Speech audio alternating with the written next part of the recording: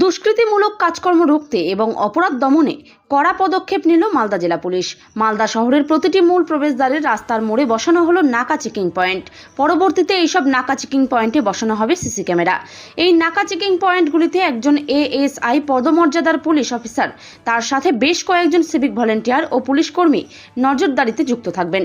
মালদা শহরের প্রবেশের ক্ষেত্রে যেগুলোই মূল রাস্তা রয়েছে সেই সব জায়গাগুলিকে বেছে নিয়েই এই নাকা চেকিং পয়েন্ট তৈরি করেছে জেলা পুলিশ। এর ফলে সন্দেহজনক গতিবিধির যে কোনো যানবাহন অথবা মানুষদের দাঁড় করিয়ে তদারকি চালাতে পারবে কর্তব্যরত পুলিশ অফিসার ও কর্মীরা।